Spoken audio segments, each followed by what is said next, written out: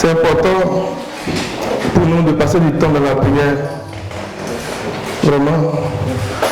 Tout ce qui se passe là, ce n'est pas du superflu, ce n'est pas de trop. Amen. Nous faisons ça pour que le Seigneur lui-même vienne disposer nos cœurs, qui nous rende sensibles à sa parole. Amen.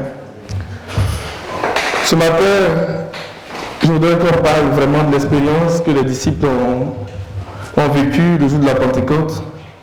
C'est aussi dans le prolongement du partage du vendredi. Et je bénis le Seigneur vraiment pour la direction de ce matin. Parce qu'à un moment donné, j'étais assis et puis je dis, mais c'est quasiment le partage d'aujourd'hui. Dans ce cas-là, qu'est-ce que je vais dire? Alléluia. Mais le Seigneur est celui qui donne la nourriture du temps convenable aux gens de sa maison. Et c'est son esprit qui nous conduit, c'est son esprit qui fait toutes choses. Et nous faisons confiance à l'esprit. Nous faisons confiance à l'esprit pour nous donner la manne quotidienne. Alléluia. Alors, il y a une question qui est montée sur mon cœur au sujet de l'expérience des disciples le jour de la Pentecôte. On parle de recevoir l'esprit, on parle de la Pentecôte, on parle des actes des apôtres, de tout ce qu'ils ont fait. Tout est parti du jour de la Pentecôte. Alors la question qui est montée sur mon cœur, c'est de dire, mais Seigneur, comment on fait pour entrer dans ces choses-là? Amen. Comment on fait? Parce que on veut vraiment rentrer dans ces choses-là. Et nous soupirons après ces choses-là. Pour beaucoup d'entre nous, c'est des temps de consécration, des temps de jeûne de prière. Et puis, on cherche vraiment à vivre ces choses-là. Amen. Pour faire la différence. Amen. Pour faire la différence. Alors, pendant que je réfléchissais à ça, je le réalisais vraiment ce passage de Acte 2, là, du verset 1 au verset 4 que nous allons lire. C'est toujours en lien avec nos deux textes de base, de Zacharie chapitre 10, verset 1, et puis Deutéronome chapitre 11, verset 10 au verset 12. Amen. Il dit de demander la pluie. Amen. C'est toujours vraiment en lien avec cela. Mais on va parler de l'esprit, de l'expérience que les disciples ont vécue le jour de la Pentecôte. Le jour de la Pentecôte, ils étaient tous ensemble dans le même lieu. Tout à coup, il vint du ciel un bruit comme celui d'un vent impétueux, et il remplit toute la maison où ils étaient assis. Des langues semblables à des langues de feu leur apparurent séparées les unes des autres, et ils se posaient sur chacun d'eux. Et ils furent tous remplis du Saint-Esprit et se mirent à parler en d'autres langues, selon que l'Esprit leur donnait de s'exprimer. Amen. Mais ça a rendu tout à coup. Le jour de la Pentecôte, tout à coup ils étaient là et puis quelque chose s'est passé. Mais comment on fait pour rentrer dans ces choses-là? Amen. Alors pendant que je lisais, le Seigneur a attiré mon attention sur deux expressions dans le passage que nous avons lu, auxquelles nous allons associer vraiment deux images. Et nous allons parler de la première image aujourd'hui, pour nous amener à aller chercher ces choses-là. Parce qu'il y a une disposition dans laquelle le Seigneur veut que nous soyons vraiment pour expérimenter ces choses-là. Le frère Alain a commencé à parler de ces choses-là, on va encore en parler. Amen. La première image, verset 2 dit, tout à coup, il vient du ciel un bruit comme celui d'un vent impétueux. Un vent impétueux.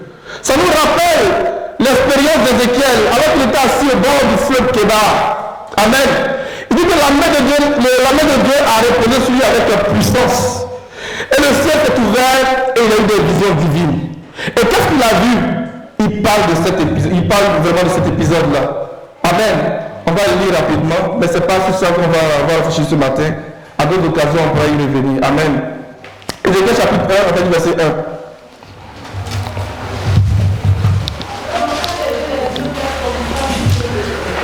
On a beaucoup de lectures à faire aujourd'hui. Donc, ceux qui tournent les passages, sentez-vous libre, sentez-vous à l'aise de le lire. Amen. Amen. Et puis si notre soeur veut bien les projeter pour nous donner de les suivre en même temps, ce serait bon. Ézéchiel chapitre 1. Amen. C'est sûr que moi je ne vois pas bien d'ici là. Quelqu'un a-t-il trouvé le passage pour lire? La 30e année, le 5e jour du 4e mois, je faisais partie des exilés près du fleuve Kébar. Le ciel s'est ouvert et j'ai eu des visions divines. Le 5e jour du mois, c'était la 15e année de l'exil du roi Joachim. La parole de l'Éternel a été adressée à Ézéchiel le fils du prêtre Bouzi, dans le pays des Babyloniens, près du fleuve Kébar. C'est là que la main de l'Éternel a reposé sur lui. Alors que je regardais, un vent impétueux est arrivé du nord, ainsi qu'une grande nuée et une gerbe de feu. Tout autour, une lumière rayonnait. Au centre, il y avait comme un éclat étincelant qui sortait du milieu du feu. Amen. Amen. La première image, c'est vraiment cette expérience que Ézéchiel nous rapporte ici. Il dit qu'il était assis, je regardais et voici, il vient du septentrion. Un vent impétueux, une grosse nuée, amen, et une gerbe de feu. Le jour de la Pentecôte, ils étaient tous assemblés dans le même lieu. Quand il vient du ciel, un bruit impétueux, un vent impétueux. Amen. Je vais lire exactement ce qui est écrit. Tout à coup, il vient du ciel, un bruit comme celui d'un vent impétueux. Et il remplit toute la maison où ils étaient assis. Alléluia. C'est ce qu'Ézéchiel avait vu le jour de la Pentecôte. Et ce qui se passe par la suite nous démontre vraiment les actes des apôtres. Amen. Parce que ceux-là qui étaient sortis de cette chambre haute-là n'étaient plus les mêmes. Alléluia. Ils n'étaient plus les mêmes. Et là, il décrit, il voit des êtres vivants. Alléluia. En fait, ça parle des hommes. Que la face du lion, de l'aigle, du bœuf et puis de l'homme. Il y a beaucoup de choses à dire. Mais comme je l'ai dit, c'est la première image. Alléluia. Et la deuxième image nous vient du mot leur apparu, dans le verset 3. Des langues semblables à des langues de feu leur apparurent séparées les unes des autres et ils se posèrent sur chacun d'eux. Amen. Des langues de feu leur apparurent. Nous voulons que des langues de feu nous apparaissent. Et Israël a vécu cette expérience-là dans Lévitique chapitre 9. Et c'est ce dont nous allons parler ce matin. Amen. Après la consécration de Aaron et ses fils, quand ils ont fait leur premier sacrifice, le feu de Dieu leur a apparu. Amen. Amen. Israël a été baptisé ce jour-là aussi dans l'esprit. Ils ont fait l'expérience de la Pentecôte ce jour-là. Amen. Et c'est ce dont nous allons parler ce matin. Lévitique chapitre 9. Le 8e jour, Moïse appela Aaron et ses fils, ainsi que les anciens d'Israël. Il dit à Aaron, prends un jeune veau pour le sacrifice d'expiation, un bélier pour le corps, tous deux sans défaut, et sacrifie-les devant l'Éternel. Tu transmettras ces instructions aux Israélites. Prenez un bouc pour le sacrifice d'expiation, un veau et un agneau âgé d'un an et sans défaut pour l'Holocauste, un bœuf et un bélier pour le sacrifice de communion, afin de les sacrifier devant l'Éternel, ainsi qu'une offrande pétrie à l'huile. En effet, aujourd'hui l'Éternel vous apparaîtra. En effet, aujourd'hui l'Éternel vous apparaîtra. Ils amenèrent devant la tente de la rencontre ce que Moïse avait ordonné, et toute l'assemblée s'approcha et se tint devant l'Éternel. Verset 6. Moïse dit, vous ferez ce que l'Éternel a ordonné et la gloire de l'Éternel vous apparaîtra. Alléluia. Au verset 22, verset 23, verset 24. Aaron leva ses mains vers le peuple et le bénit. Nous connaissons la formule de bénédiction que le Seigneur a ordonnée à Moïse et Aaron pour le peuple dans Nombre chapitre 6. Amen. Puis il descendit après avoir offert le sacrifice d'expiation, l'holocauste et le sacrifice de communion. Moïse et Aaron entrèrent dans la tente de la rencontre. Lorsqu'ils ont sorti, ils bénirent le peuple et la gloire de l'Éternel apparut à tout le peuple. Un feu sortit de devant l'Éternel et brûla l'holocauste et la graisse sur l'autel. Tout le peuple le vit et ils poussaient des cris de joie et se jetèrent le visage contre terre. Alléluia. Voici ce que le Seigneur a ordonné à Moïse pour les enfants d'Israël, pour que le feu de Dieu, pour que la gloire de Dieu apparaisse aux Israélites. Amen. Mais quand on regarde vraiment cet épisode de Lévitique chapitre 9 en lien avec Actes chapitre 2, on se demande mais où sont les holocaustes, où sont les animaux pour les sacrifices. Amen. Ça c'est la question. Parce que lorsque le Seigneur a mis ça sur mon cœur, il dit mais Seigneur, comment il fait pour faire le lien entre ces deux passages, comment il fait pour expliquer ces choses-là. Et c'est une question aussi que Isaac a adressé à son père alors qu'ils allaient sur la montagne pour adorer. Alléluia. Pendant qu'il marchait au fond, Isaac a dit à son père, voici le bois, voici le feu, mais où est l'agneau pour l'Holocauste? Où sont ces éléments-là pour le sacrifice? Et Abraham le dit, parce qu'il était prophète, à la montagne de Dieu sera pourvu. Alléluia. L'Éternel lui-même se pourvoira pour le sacrifice. Amen. Quand nous parlons de sacrifice, il y a cinq types. Sacrifice d'expiation, on va le voir rapidement dans le petit chapitre 7, là, avant que je dise n'importe quoi.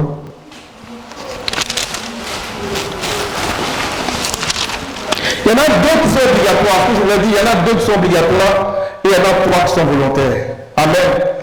Ils sont volontaires, tu n'es pas obligé de les faire. Mais en même temps aussi, quand tu les fais, vraiment il y a une faveur qui t'attache à cela. Amen. Mais ces trois sacrifices volontaires-là nous parlent de la foi, de l'espérance et puis de l'amour. Derrière ces trois sacrifices, ça nous parle de la foi, de l'espérance et puis de l'amour. Amen. Amen. Et on va aborder rapidement ces choses-là sans entrer en détail parce que je sais que le frère Mimel en a beaucoup parlé ici, le frère Alain aussi. Et à l'occasion, on en a parlé aussi. Amen. Et vraiment, souvenez-nous de ces enseignements-là, c'est vraiment puissant. Amen.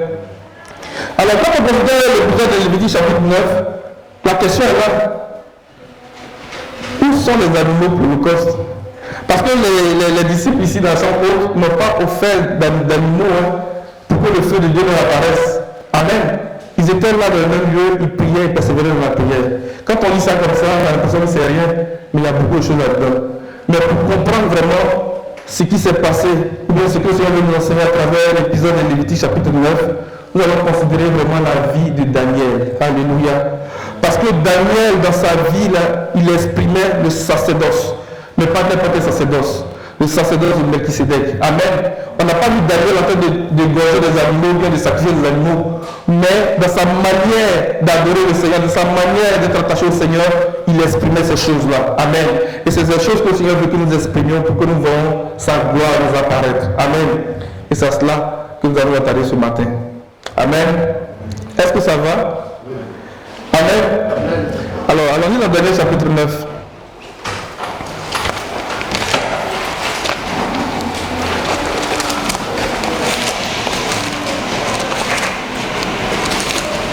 À partir du verset 1, on va lire d'abord, on va le lire progressivement, faire les commentaires, puis que le Seigneur nous bénisse ce matin. Daniel chapitre 9, on va lire verset 1. La première année de Darius, fils d'Assuérus, de la race des Mèdes, lequel était devenu roi du royaume des Chaldéens. La première année de son règne, moi Daniel, je vis par les livres qu'il devait s'écouler 70 ans pour les ruines de Jérusalem, d'après le nombre des années dont l'Éternel avait parlé à Jérémie le prophète. Amen. Daniel, avant la venue de ce roi là sur le trône, il était dans une condition, il était dans une position. Amen. Parce qu'il avait refusé de se souiller. Il avait refusé de se nourrir à la table du roi de Nebuchadnezzar. Amen. Daniel chapitre 1. Lorsqu'il était emmené en captivité, Daniel faisait partie des captifs, des exilés. Et le roi avait ordonné à ses eunuques d'emmener avec eux des enfants de race royale. Et la Bible dit que c'était des enfants qui étaient beaux et doués de perspicacité. Amen. La beauté dont il est question dans le langage de la prophétie, ce n'est pas une beauté physique. Notre beauté dans le langage de la prophétie nous vient de notre consécration. Alléluia. Nous avons lu plusieurs passages pour expliquer ces choses-là. Lamentation 4-7, il dit que ces princes consacrés avaient le teint plus blanc que le lait, le teint comme le corail. Amen. Et quand il est lorsqu'il parle de ça, dans le chapitre 5, il dit que mon bien-aimé a la tête d'or. Alléluia. Et il parle de ces choses-là. Donc notre beauté nous vient de notre consécration à Dieu. Amen. Notre perspicacité, notre capacité à comprendre les choses du royaume nous vient vraiment de la parole de Dieu. Amen. Parce qu'il nous donne l'esprit de sagesse et d'intelligence. L'esprit de sagesse et de révélation. Amen. L'esprit de conseil et de force. L'esprit de connaissance et de crainte de l'Éternel. C'est ça qui fait notre perspicacité. C'est ça qui fait notre beauté. Amen. Et c'était le cas de Daniel. Et dans Daniel chapitre 1, verset 21, on dit, tel fut la condition de Daniel jusqu'à la première année de règne de ce roi. On peut le lire rapidement.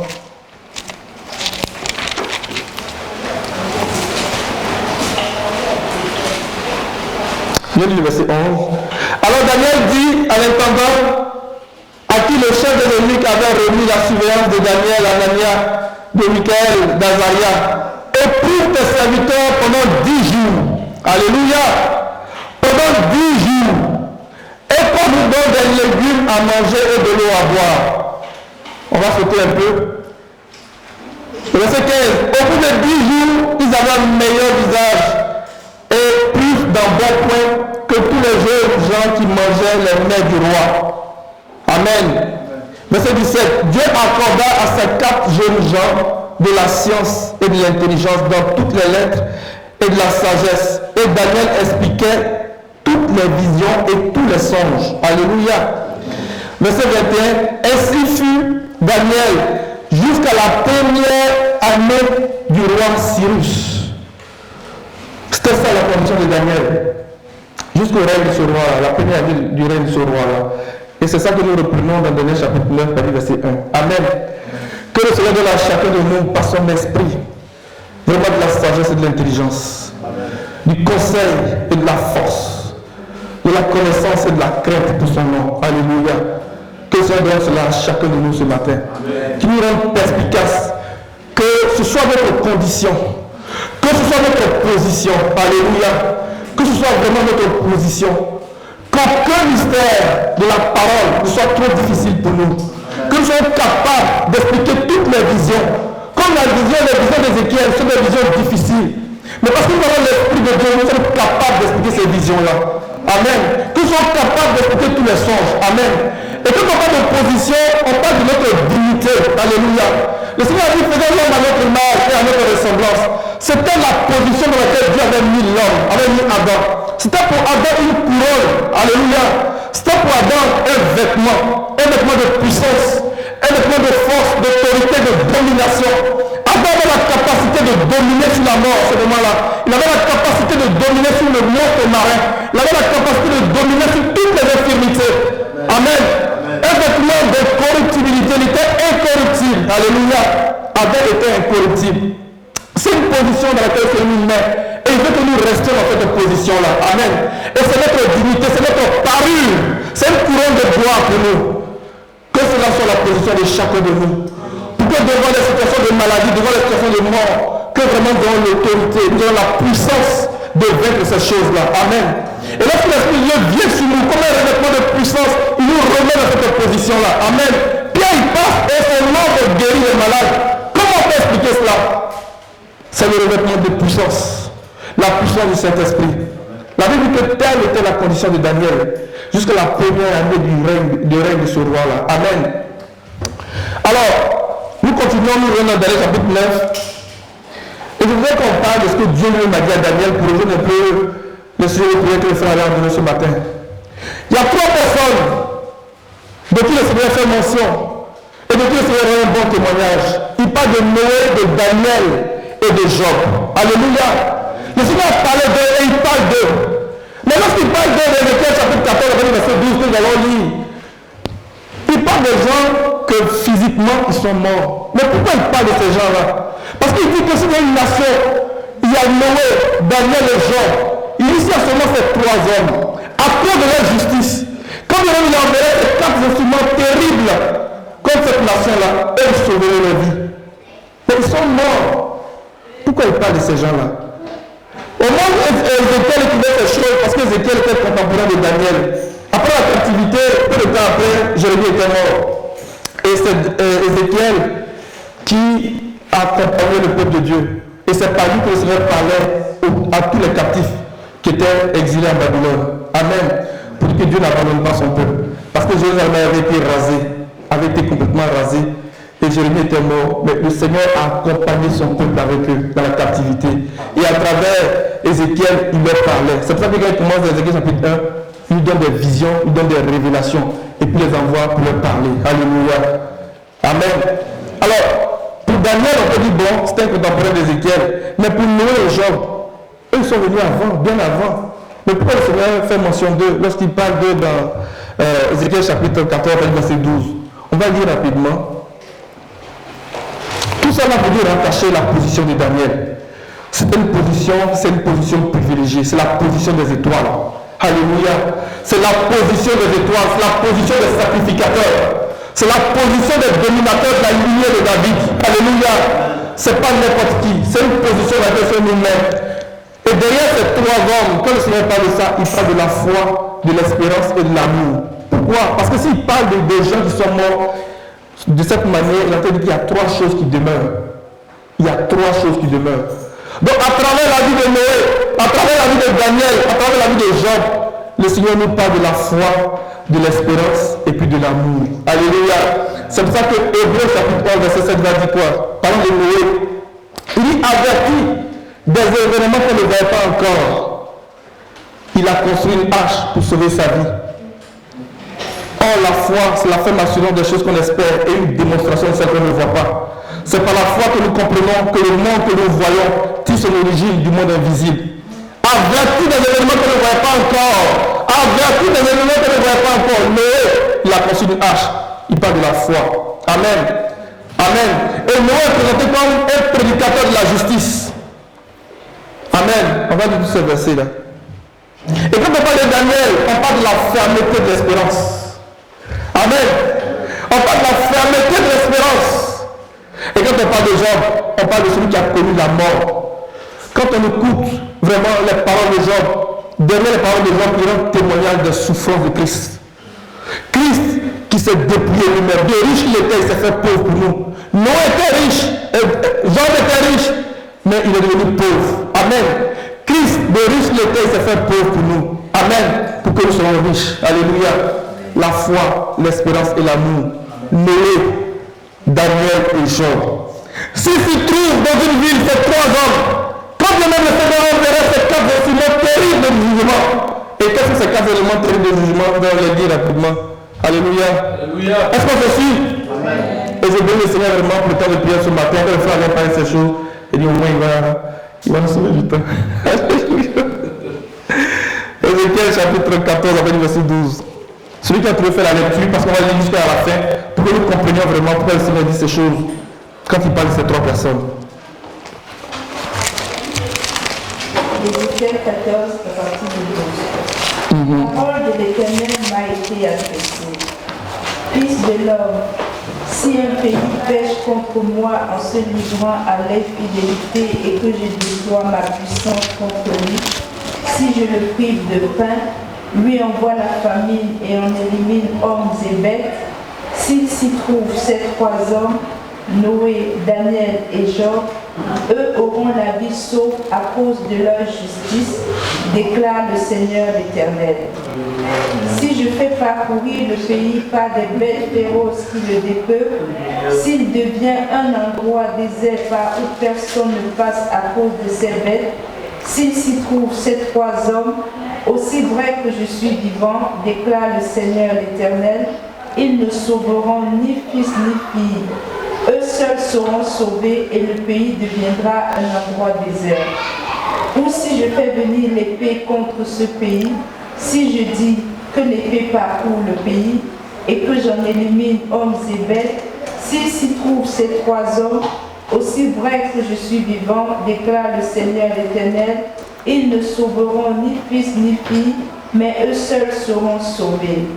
Ou si j'envoie la peste dans ce pays, si je déverse ma fureur sur lui par la mortalité pour en éliminer hommes et bêtes, s'il s'y trouve Noé, Daniel et Job, aussi vrai que je suis vivant, déclare le Seigneur l'Éternel, ils ne sauveront ni fils ni fille, eux ils auront la vie sauve à cause de leur justice.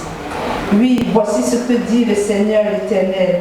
Même si j'envoie contre Jérusalem mes quatre terribles instruments de jugement, l'épée, la famine, les bêtes féroces et la peste, pour en éliminer hommes et bêtes, il y restera des rescapés.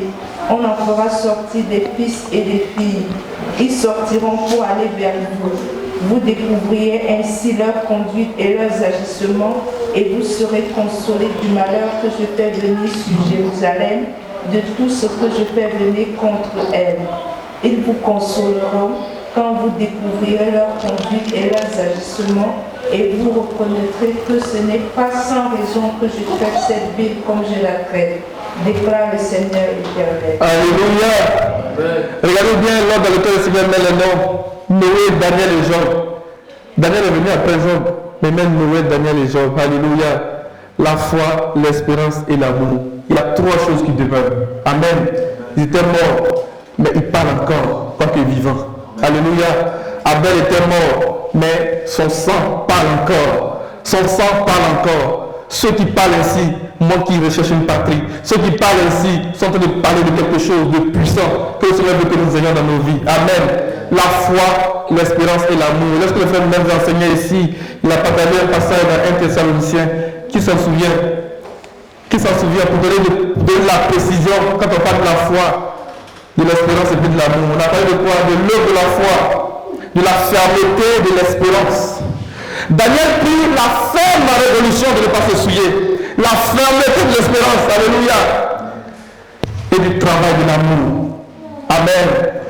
Et ce sont des choses que le Seigneur veut voir dans nos vies. Et ces choses nous mettent dans une position. Telle fut la condition de Daniel jusqu'à la première année du règne de ce roi-là. Alléluia. Alors, étant dans cette position, le Seigneur donne la capacité de sonder les Écritures. Il dit, je vis par les livres. Je vis par les livres. Alors, c'est quelqu'un qui avait une vie de méditation, une vie de prière, une intimité avec le Seigneur. Amen. C'est pour ça que dans le chapitre 1, quand le Seigneur se révèle à Jean, il dit que révélation de Jésus-Christ, que Dieu lui a donné pour montrer à ses serviteurs les choses qui doivent arriver bientôt. Amen. Et Jean l'appelle ces choses, tout ce que Jean a vu, c'est la parole de Dieu et le témoignage de Jésus-Christ. Mais et tous les dragons dont on parle par la suite là, donc tout ça, c'est la parole de Dieu et le témoignage de Jésus-Christ. Amen. Et il dit, heureux celui qui lit. Alléluia. Et celui qui prête attention. Amen. Heureux celui qui lit. Daniel qui lisait. Il dit, je vis par les livres. Je vis par les livres. Que ce que le Seigneur avait dit par la bouche de Jérémie, il devait se couler sur son 10 ans. Mais le Seigneur donne la capacité de vérifier effectivement que c'est Jérémie qui a dit ça. Amen. Jérémie 29, après le verset 10. J'essaie d'aller doucement quand même, qu'on comprenne. Si nous voulons voir le feu de Dieu nous apparaître, mettons-nous dans la position de Daniel. Mettons-nous dans la position de la foi, de l'espérance et puis de l'amour. Amen. Mettons-nous dans la condition de la foi, de l'espérance et puis de l'amour. Pour être plus précis, du travail de l'amour. Amen. De l'œuvre de la foi, de la fermeté de l'espérance. Amen. Et quand on parle d'espérance, on parle des choses qui ont trait au ciel. On parle des trésors du ciel. C'est pas que lorsque le Seigneur a témoigné de Daniel, il dit que lorsque vous verrez l'abominable dévastation être établie là où il ne doit pas être, dans le Dieu saint, on parle des choses du ciel. Alléluia. La fermeté de l'espérance. Daniel était ferme. Daniel était vraiment ferme. Alléluia. Quel est le passage que nous avons donné? Jérémie 29. Avec verset 10. Celui qui a trouvé la lecture. Parce qu'on va valider le fait que Jérémie a prophétisé ces choses. Amen. On va valider ces choses-là. Amen. Jérémie 29, verset 10. Mais voici ce que dit l'Éternel. Dès que 70 ans seront écoulés pour Babylone, je me souviendrai de vous et j'accomplirai à vos égards ma bonne parole en vous ramenant dans ce lieu. Amen. Donc Daniel avait effectivement vu que Jérémie avait dit ces choses-là. Mais alors, le Seigneur a dit, mais pourquoi est-ce qu'il fallait que Daniel se mette dans une position de jeûne et prière? Amen. Pourquoi? Parce qu'il voulait acter ce jour-là. Et nous voulons acter la venue du Seigneur. Quand nous avons commencé à parler de ce thème, le premier jour, nous avons dit quoi? Que la pluie, la dernière pluie, on ne parle pas de la seconde pluie, on parle de la dernière pluie. Parce que la dernière pluie, c'est Christ lui-même, le dernier Adam. Amen. Au verset 3 dit qu'il viendra pour nous comme la dernière pluie. Amen. Il viendra pour nous comme la dernière pluie. Et nous avons parlé aussi de Ésaïe 55 avec verset 10. Il dit que de même que la pluie en neige tombe, sans avoir fécondé, sans avoir arrosé, fécondé, donner de la semence, ainsi de suite. Il dit de même en est-il de ma parole. Et de Deutéronome 32 dit que sa parole, ses instructions se déversent comme la rosée, comme la pluie. Amen. Alors, Daniel avait effectivement vu ces choses-là. Mais pourquoi fallait-il qu'il jeûne? Parce qu'il voulait acter ce jour-là. On nous a dit que c'est 10 jours après que le Seigneur fut enlevé. Amen. Bien 50 jours après la Pentecôte, après la Pâque, que les disciples ont expérimenté la fête de la Pentecôte. Mais que se passe-t-il? Pourquoi est-ce que nous n'expérimentons pas ces choses? Le Seigneur veut d'abord que nous soyons dans une position. Et le frère avait parlé des œuvres de la justice ce matin. Nos vêtements, c'est pour ça que j'ai dit je vais pas revenir là-dessus. Amen. Amen. Soyons dans cette position-là. Amen. Soyons dans cette position-là. Noé, Daniel et Job. Et on avait donné quelques versets parlant de Noé, Hébreux 11, 7. Amen. Et puis 2 Pierre 2, verset 5, prédicateur de la justice. Et parlant de Job, l'apôtre Jacques qui parle de lui dit, prenez pour modèle les prophètes. Amen. Modèle de patience, de persévérance, de la souffrance, de la douleur. Job a persévéré dans Jacques 5, verset 10. On peut lire rapidement, parler de Job. Amen. Alléluia. Et ce matin, je veux dire à quelqu'un ici, si tu vivais des situations difficiles, si tu passais par des épreuves, mets-toi dans la position de Noé, de Daniel et de Job. Alléluia. Dans la condition de l'œuvre de la foi, du travail de l'amour et de la fermeté de l'espérance. De la fermeté de l'espérance. Parce que dans cette position, nous avons la domination sur la bête. Nous avons la domination sur la maladie, sur le chômage, sur le divorce. Nous avons la domination qui est pour nous comme une couronne, qui est pour nous comme un vêtement, qui est notre position, qui est un rang de dignité, qui est la position des étoiles. Alléluia. Dans cette position, nous avons la perspicacité, nous avons la sagesse et l'intelligence, nous avons la sagesse et la révélation de la parole de Dieu. Amen. Daniel a eu la révélation qui devait se couler 70 ans à travers la lecture. Il dit, je vis dans les livres. Parce qu'il lisait. Et qu'est-ce qu'il va faire? On revient dans le chapitre 9, on va lire la suite. Verset 3. Je tournais ma face vers le Seigneur afin de recourir à la prière et aux supplications en jeûnant et en prenant le sac et la cendre. C'est ça le sacrifice que le Seigneur veut que nous fassions. Amen. Et c'est dans ce sacerdoce-là que le Seigneur nous inscrit. Amen. Il n'est plus question d'animaux, il n'est plus question vraiment du sang des animaux. Il est question de notre dévotion. Il est question vraiment de notre attachement à Dieu. Il est question vraiment de notre intimité avec le Seigneur. Amen. Que le Seigneur dise de chacun de nous, je t'ai connu. Amen. Amen. Vraiment, on dit connaître quelqu'un dans une intimité, vraiment comme un homme et une femme, c'est le mot Yada. Amen. L'intimité profonde qu'un homme a avec son Dieu. Amen. Et c'est dans cette position que le Seigneur veut que nous soyons. Il dit, j'ai tourné ma face vers le Seigneur en le cherchant dans le jeûne et dans la prière, dans les supplications. Et ça rejoint exactement le passage de Lévitique chapitre 9. Et de présenter ces choses-là. Mais ce que le Seigneur veut que nous présentions, comme les apôtres qui étaient dans la chambre haute, c'était dans cette intimité-là que le Seigneur veut que nous nous trouvons. Moïse l'a dit, le Seigneur va vous apparaître aujourd'hui. La gloire de l'Éternel va vous apparaître aujourd'hui. Si vous faites ces choses-là. C'est un sacrifice. C'est un sacrifice. Quand on jeûne et prie, la Bible dit que nous faisons entendre notre voix dans le ciel. Ésaïe 58. Il dit que lorsque nous jeûnons et lorsque nous prions, nous faisons entendre notre voix dans le ciel. Il y a des situations pour lesquelles si nous ne jeûnons pas et ne prions pas, nous ne pourrons pas avoir de réponse. Ça c'est clair, il faut que nous en soyons conscients. Et ce que nous demandons au Seigneur aujourd'hui est une chose vraiment difficile. C'est vraiment une chose difficile. Pas que le Seigneur ne pas nous donner ces choses, mais c'est vraiment une chose difficile. C'est pour ça que Élie va dire à Élisée, ce que tu demandes est une chose difficile. Amen. Mais si tu me vois partir, le vois ici par la compréhension des mystères. Alléluia. Le vois ici par la nouvelle naissance. Amen.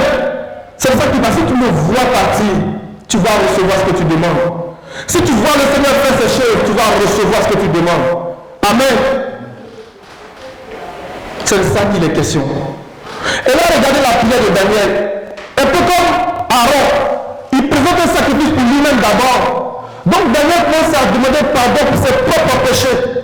Et après, il demande pardon pour les péchés du peuple. Comme un sacrificateur. Est-ce que vous voyez un peu le chapitre de l'Église, chapitre 9 qu'on a lu là? Il y a d'abord le sacrifice pour Aaron et pour ses enfants, mais aussi le sacrifice pour le peuple. Et Daniel se met dans cette disposition-là. Il commence à demander pardon au Seigneur pour lui-même. Et il demande pardon au Seigneur pour le peuple. Et à la fin, il fait la prière. Amen. Et là, il commence à prier, je parlais encore. Je parlais encore. Alléluia. Je parlais encore. Mais avant d'en arriver, on va lire un peu un bout. Et là, c'est ce que je veux dire. Lorsqu'on parle de se mettre dans cette position de Daniel pour acter la venue du Seigneur, pour acter ces choses-là. C'est ce qui s'est vraiment passé. Parce que c'est parce que Daniel a prié que le Seigneur a réveillé l'esprit de Cyrus. C'est parce qu'il a prié, les amis. C'est parce que Daniel a prié que le Seigneur a réveillé l'esprit de Cyrus.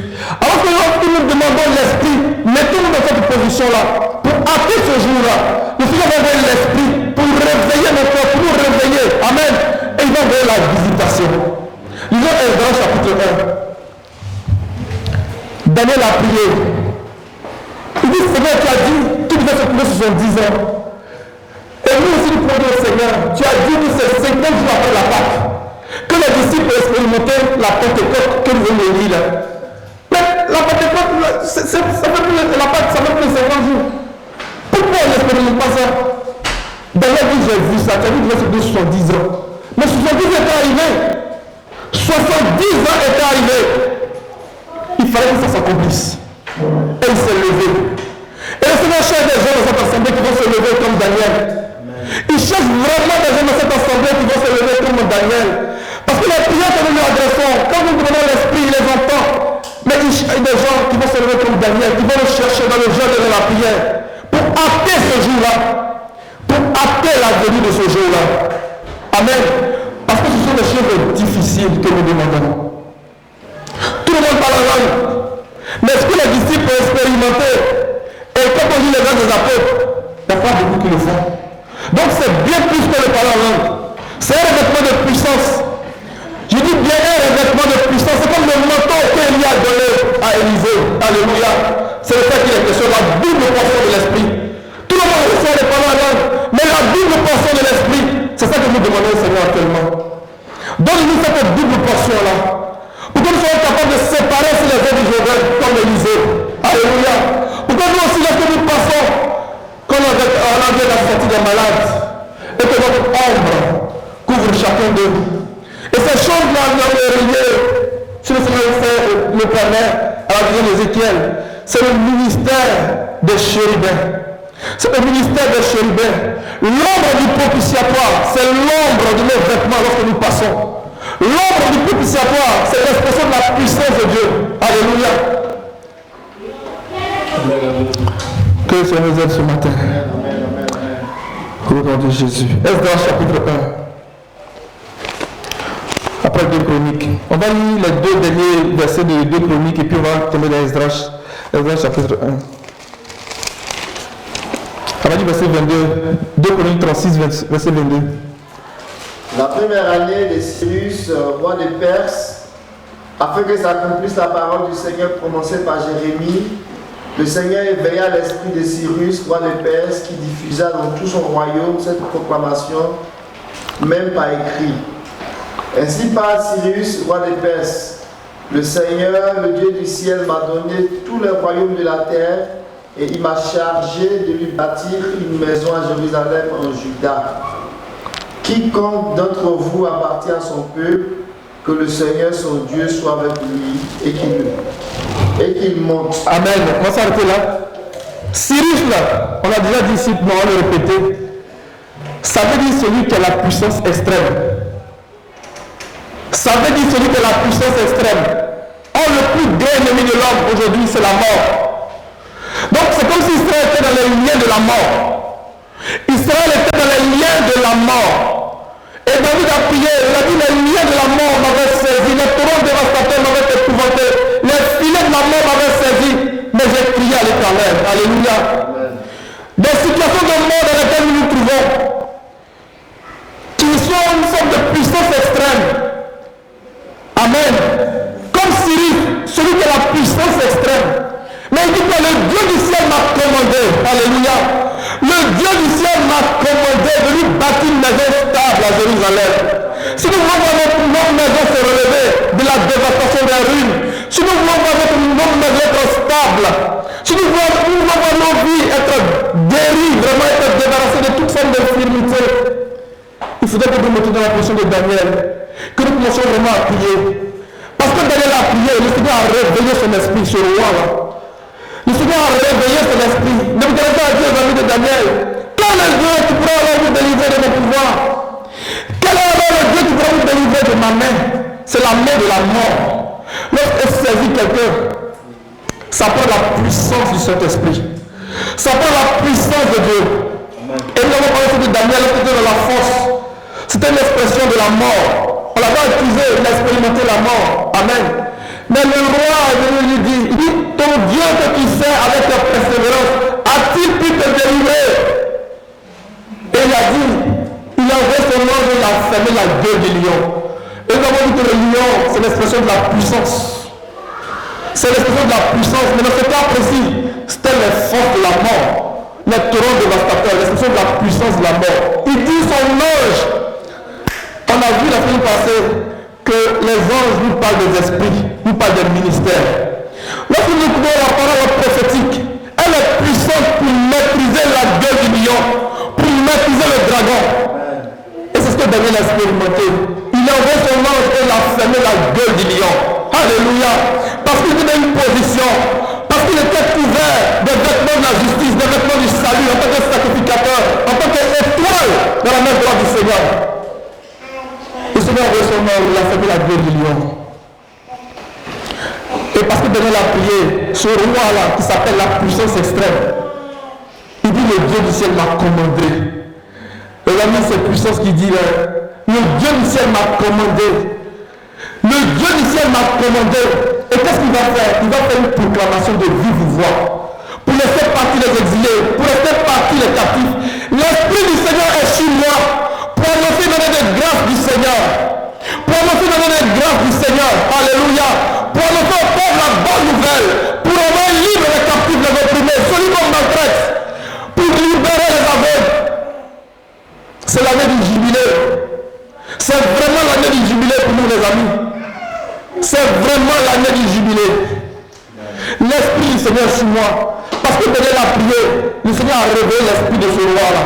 Et il fait la proclamation. Mon frère, vas-y. Exode chapitre 1, on va dire verset 1. La première année de Cyrus, roi de Perse, afin que s'accomplisse la parole du Seigneur prononcée par Jérémie, le Seigneur éveilla l'esprit de Cyrus, roi de Perse, qui diffusa dans tout son royaume cette proclamation, même par écrit. Alléluia. N'est-ce pas Cyrus, roi de Perse? Le Seigneur, le Dieu du ciel, m'a donné tout le royaume de la terre.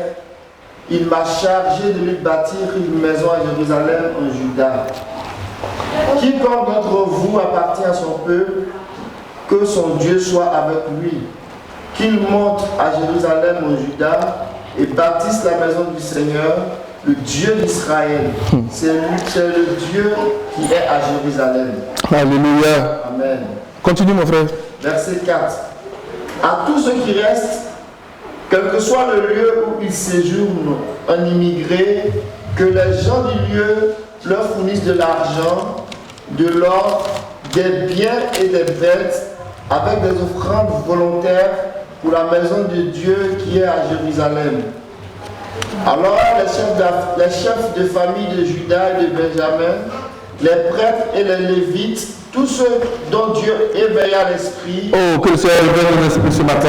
Amen. Qu'il souffle un vent de réveil dans nos vies au nom de Jésus. Tous ceux dont Dieu éveilla l'esprit montèrent pour bâtir la maison du Seigneur qui est à Jérusalem. Tous ceux qui les entouraient leur apportèrent une aide sous forme d'objets d'argent et d'or, de biens, de bêtes et de riches présents, outre toutes les offrandes volontaires. Le roi Cyrus rendit les objets de la maison du Seigneur Yahweh, que Nebuchadnezzar avait fait sortir de Jérusalem et placé dans la maison de son Dieu. Verset 8. Cyrus, roi de Perse, les fit sortir par Mithridath, le trésorier qui en fit le compte pour Sheshbassar, le prince de Juda. Amen. Je veux dire deux choses avant de continuer sur ça. Tous ces objets-là, c'est nous. Amen. C'est lorsque le Seigneur vient nous faire passer des puissances des ténèbres à la lumière. Lorsque le Seigneur vient nous faire passer de la puissance de Satan à Dieu. C'est pour ça que Esdras va dire, comme ces ustensiles, vous êtes consacrés à l'Éternel. Esdras chapitre 8, verset 27. Il dit 20 coupes d'or, valant 1000 darics et 2 vases d'un bel airain poli, aussi précieux que l'or. Verset 28. Puis je leur dis, vous êtes consacrés à l'Éternel. Même verset dit, tout comme ces ustensiles. Donc tous ces ustensiles qui sont en train de remettre au prince de Juda. Mais qui est le prince de Juda? Et Chronique 5 nous dit, de Juda est issu un prince. Alléluia. De Juda est issu un prince. C'est Christ le prince. Alléluia. Et à travers le ministère que Dieu déploie dans l'église, à travers le don de l'esprit, il ordonne à Cyrus, il ordonne à celui qui exerce la puissance extrême de libérer les captifs. Alléluia. Pour les remettre au prince de Juda, au prince de Juda qui est Christ lui-même. Parce que de Juda est issu un prince. Amen. Parce que Daniel a prié. Et tout ce récit là, c'est dans la première année du règne de Cyrus. Au moment où Daniel s'est tourné vers le Seigneur, dans la sacrificature selon Melchisédek, où il n'est plus question du sang des animaux. Amen. Mais où il est question de notre dévotion, de notre attachement à Dieu. Et à ce passage de Daniel chapitre 9, verset 3, nous rattachons très bien le passage d'Hébreux chapitre 5, où il parle de Christ lui-même. Il dit, c'est lui qui, dans les jours de sa chair, a présenté avec un cri et larmes des prières et des supplications à celui qui pouvait le délivrer de la mort. C'est ce que Daniel est en train de nous dire ici. Hébreux chapitre 5, on va lire. On insiste sur ce verset-là pour réveiller à nous vraiment cette soif-là d'aller chercher le Seigneur. Vraiment que nous puissions nous lever dans la prière. Parce que aussi longtemps que nous allons asseoir ici pour dire Seigneur, envoie l'esprit, sans payer le prix qu'il faut, ça ne va pas venir. Ça ne va pas venir. Mettons-nous dans la condition de Daniel. Noé, Daniel et Job. La foi, l'espérance et l'amour. Amen. Et allons chercher le Seigneur. Le Seigneur va répondre. C'était 10 jours après que le Seigneur fut enlevé au ciel. 10 jours. 10 jours. Ça ne parle pas de l'épreuve. Ça ne parle pas de la persévérance. Ça nous parle de l'insistance. Alléluia. 10 jours. Et nous aurons la couronne de vie. Alléluia. Que le Seigneur nous aide ce matin. Hébreux 5.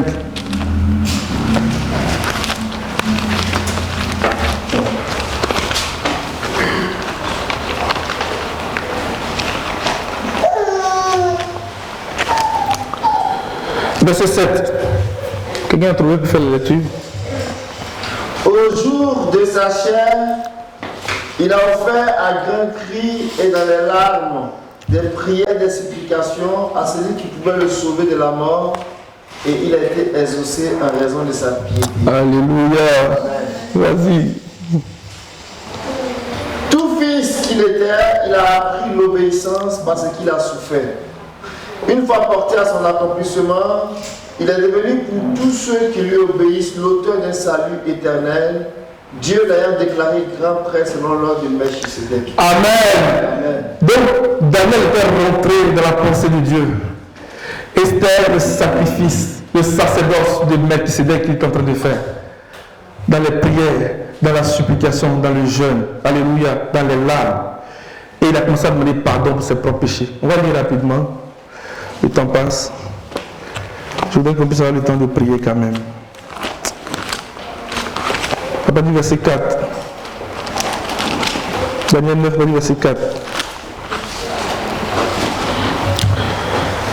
Je priais l'Éternel mon Dieu, et je lui fis cette confession. Seigneur Dieu grand et redoutable, toi qui gardes ton alliance et qui fais miséricorde à ceux qui t'aiment. Alléluia. Et qui observent tes commandements. Nous avons péché, nous avons commis l'iniquité, nous avons été méchants et rebelles. Nous nous sommes détournés de tes commandements et de tes ordonnances.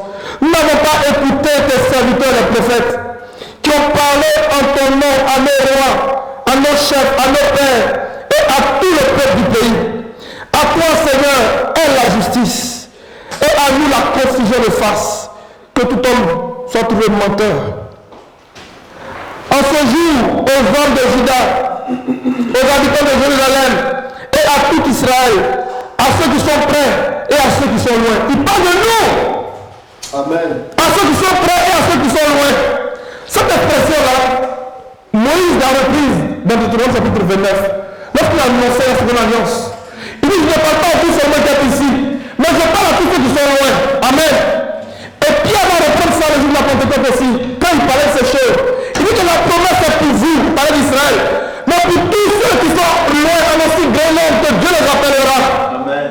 Amen. C'est pour nous aussi qui disait ça. Et c'est ça que Daniel est en train de faire. À ceux qui sont près et à ceux qui sont loin. Dans tous les pays où tu les as chassés à cause des infidélités dont ils sont rendus coupables envers toi. Seigneur, à nous la confusion de face, à nos rois, à nos chefs, à nos pères, parce que nous avons péché contre toi. Auprès du Seigneur notre Dieu, la miséricorde et le pardon, car nous avons été rebelles envers lui. Nous n'avons pas écouté la voix de l'Éternel notre Dieu pour suivre ses lois qu'il avait mises devant nous par ses serviteurs les prophètes. Tout Israël a transgressé ta loi et s'est détourné pour ne pas écouter ta voix. Alors que sont répandues sur nous les malédictions et les imprécations qui sont écrites dans la loi de Moïse, ton serviteur, le serviteur de Dieu, parce que nous avons péché contre Dieu. Alléluia. C'est ça le sacrifice que le Seigneur veut que nous fassions. Pendant que nous jeûnons et pendant que nous prions, le Seigneur veut que nous rentrions vraiment dans cette pensée-là. Amen. Comme Daniel, pour qu'il réveille l'esprit du peuple, pour qu'il réveille tout un chacun de nous. Amen. Le Seigneur va d'abord nous faire prendre conscience de notre situation.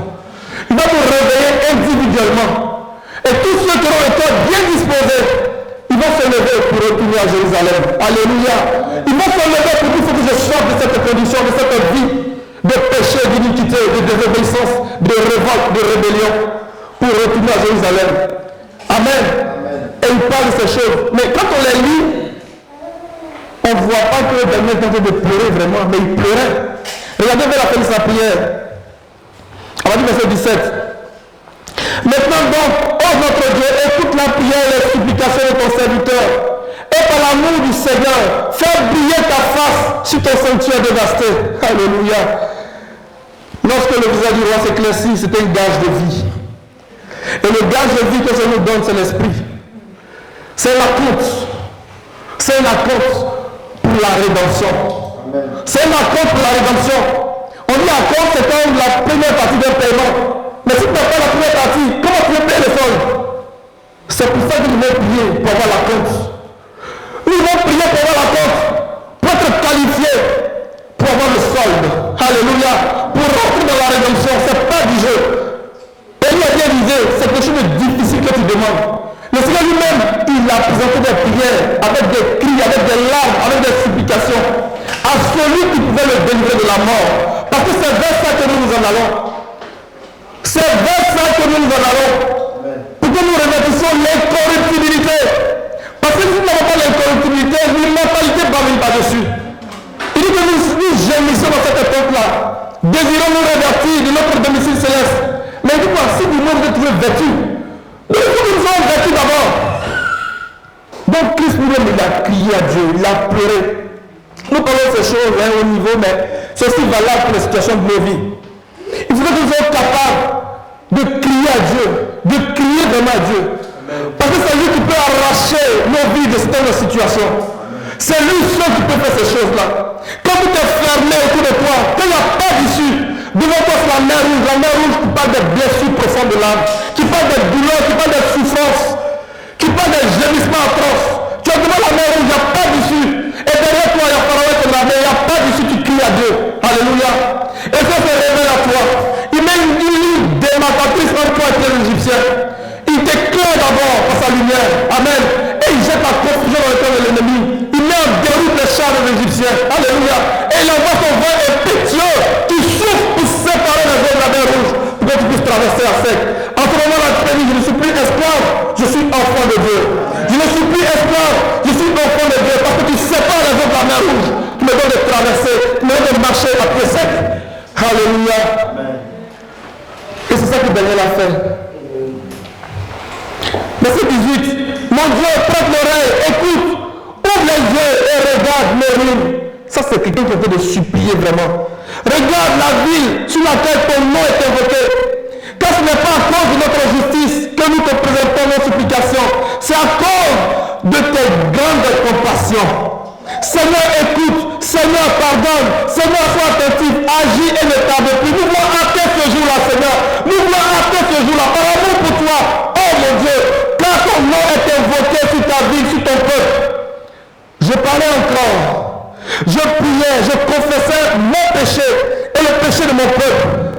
sacrificateur. C'est ça le rôle de sacrificateur. Et c'est ça que le Seigneur a donné à Aaron de faire ce jour-là. Il dit, si vous voulez voir la gloire de Dieu vous apparaître, voici ce qu'il faut faire. Amen. Et Aaron a présenté ses sacrifices, ses propres péchés, et il a présenté ceux du peuple. Je parlais encore, je priais, je confessais mes péchés, et les péchés de mon peuple, d'Israël. Et je présentais mes supplications à l'Éternel, mon Dieu, en faveur de la sainte montagne de mon Dieu. Je parlais encore de ma prière, quel homme, Gabriel, que j'avais vu précédemment dans une vision, s'approchant de moi d'un vol rapide, au moment de l'offrande du soir, au moment du sacrifice. Au moment du sacrifice. Oh, les prophètes de Baal ont prié du matin jusqu'au soir. La Bible dit qu'il n'y a eu ni réponse, ni voix, ni signe d'attention de leur Dieu. Mais à l'heure du sacrifice, Élie a dit à tout le peuple, approchez-vous de moi. Approchez-vous de moi. Le fond du soir, c'est l'heure du rassemblement. On convoque des réunions, des rencontres, on envoie des programmes. Les gens les voient, ils les lisent, mais ils ne viennent pas. Ils ne viennent pas. Et quand on demande, moi j'avais acheté une paire de bœufs. Je viens de me marier. Je viens de trouver une bonne affaire, je ne peux pas venir. Excuse-moi, je te prie. Et quand le jour de la Pentecôte arrive, ils ne sont pas là. Alors qu'ils étaient 500, le Seigneur avait dit, attendez ici. Attendez ici.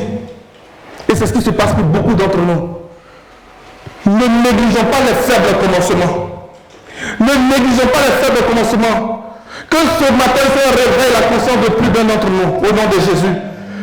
Élie a dit, approchez-vous de moi au moment de l'offrande du soir. Au moment de l'offrande du soir, il a commencé à faire le sacrifice. La première chose qu'il a fait, il a restauré l'autel du Seigneur. C'est pour ça que le verset 24 de l'Église que nous avons lu, il a dit quoi? Il a brûlé la graisse qui était sur l'autel. Il n'a plus parlé de vos éléments, il a parlé de l'autel. Et le frère en a parlé ce matin. La graisse, ça nous parle de notre sensibilité aux choses de l'Éternel. Le psaume 119, verset 70. Il dit que notre cœur est aussi sensible que la graisse. Le Seigneur dit de ne pas manger la graisse. De ne pas aimer les choses qui nous rendent sensibles aux choses de l'esprit.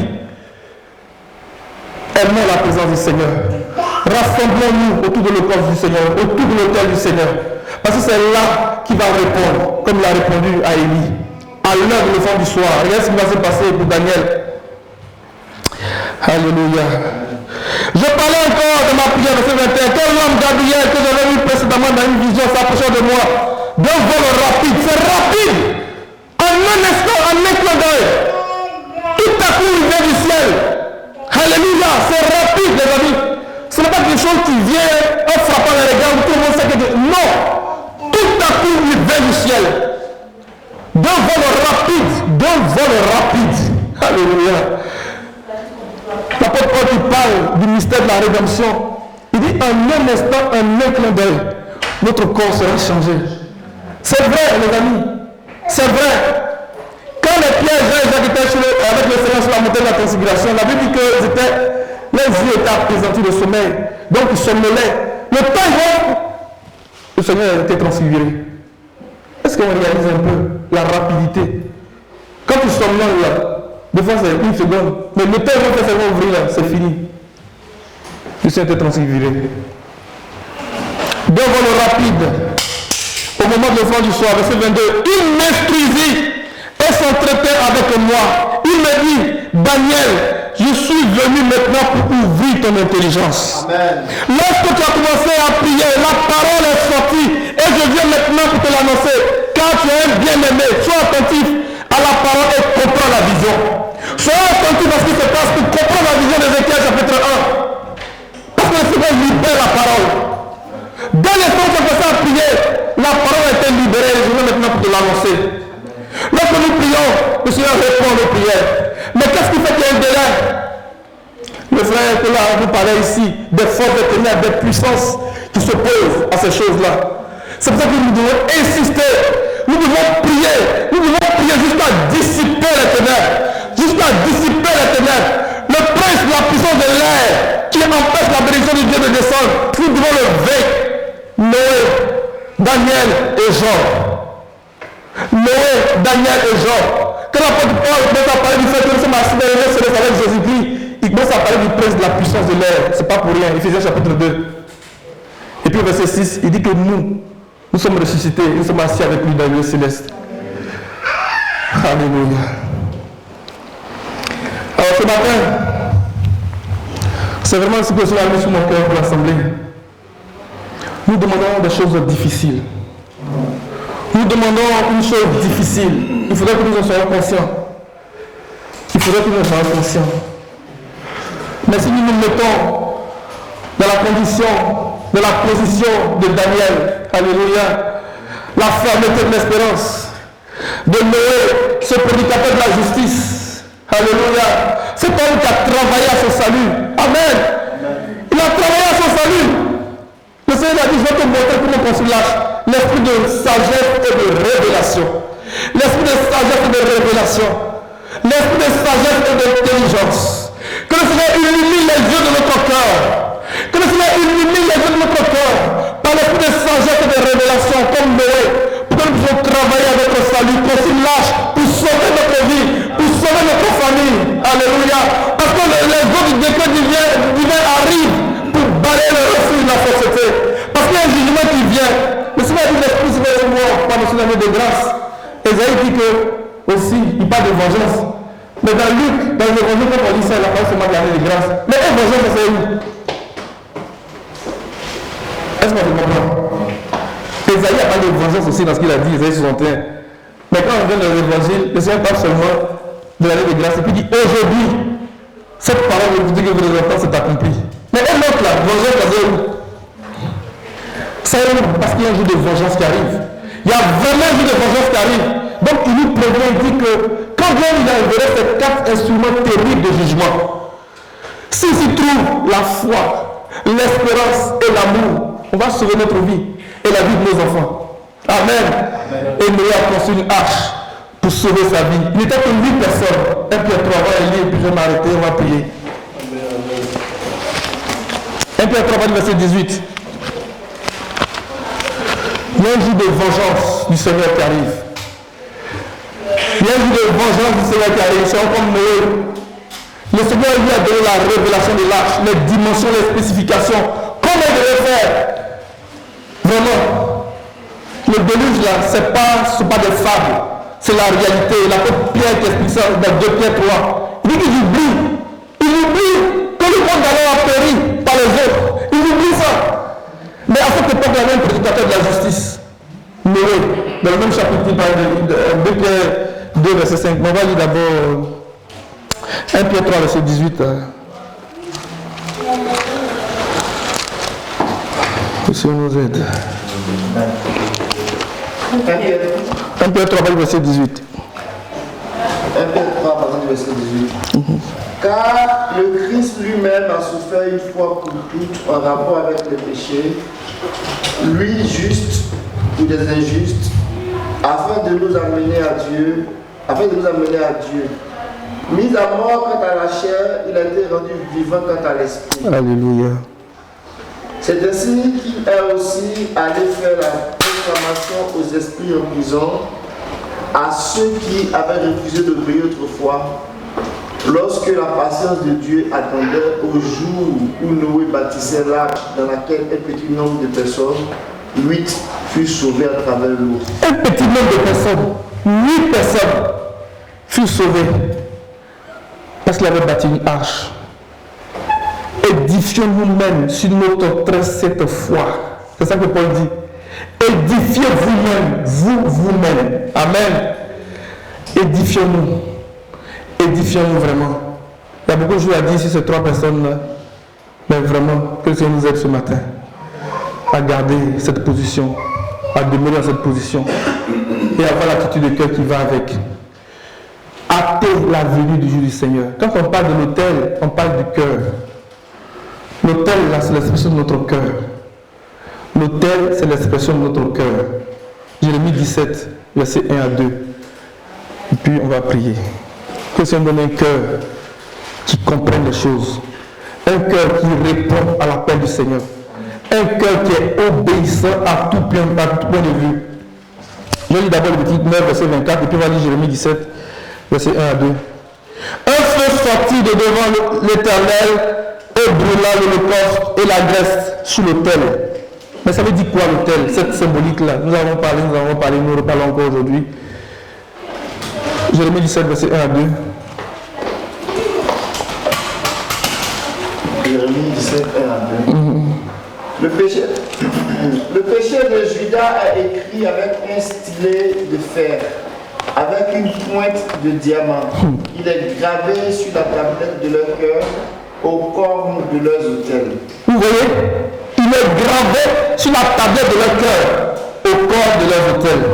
Donc l'autel dont il est question, c'est notre cœur. C'est mon cœur, ne se met pas de mon cœur. Et il veut venir brûler en nous le péché. C'est nos cœurs, les amis. C'est vraiment du cœur qu'il est question. Quand on parle d'autel, et puis il est gravé avec une pointe de diamant. Pour parler de la précision, je ne sais pas comment le décrire, mais le diamant là, c'est pas le matériau le plus dur même. Mais la pointe du diamant, c'est précis. C'est précis, c'est vraiment précis. Un peu comme le laser. Pour faire des gravures, c'est vraiment l'instrument le plus précis.